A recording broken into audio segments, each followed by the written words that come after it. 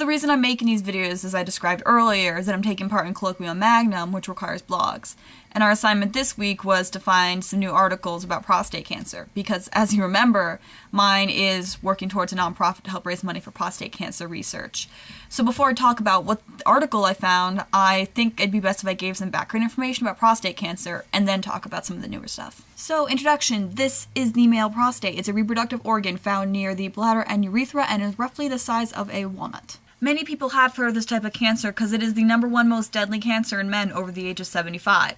Men over 60 have a 1 in 5 chance of getting it, and it's actually a much lower risk for men under the age of 40. Now, I'm not going to go into detail about what cancer is or what it does on a biological level, but it's hard, in some cases impossible to cure. One of those cases being prostate cancer.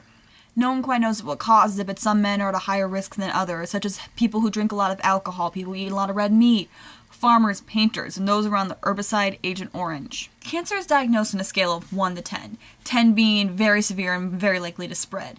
Most prostate cancers tend to fall on the scale between 6 and 7. Once diagnosed, a man has several options about what to do with it.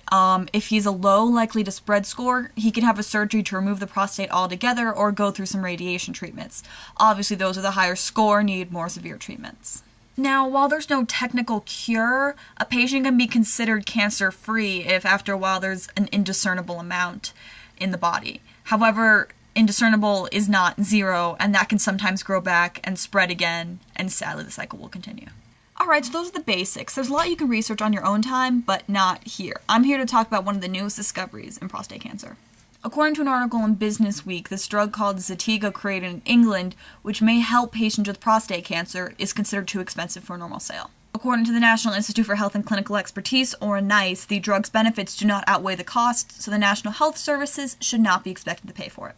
The drug is designed for men only after chemotherapy proves unsuccessful. In clinical trials, the drug has proven to extend the life of men with prostate cancer by 3 months when compared to a placebo. But, as NICE says, it is rather expensive. A 30-day supply costs around $4,500, or £3,000, which is considered too expensive for the National Health Services to be expected to pay for. The drug has had a lot of success in the United States and has been approved by the European Union. However, due to this act, it cannot be sold in England or Wales. Many people from cancer research nonprofit organizations in the United Kingdom are opposed to this, especially since a lot of them donated a lot of money to help in the research and development of this drug. Oddly enough, I would consider this a consequence of the universal healthcare system. Because the government pays for most medical expenses in England, they can decide what drugs are worth it and which drugs are not worth it. Now, all in all, I do favor universal healthcare. I do think it's important that people understand that having it and not having it can have both good and bad consequences. Anyway, that's what I found this week. What do you think? Does the government have the right to limit this drug? What do you think about socialized healthcare? Is there anything else you'd like to comment on? I'd love to hear it. Thanks. Bye, everyone.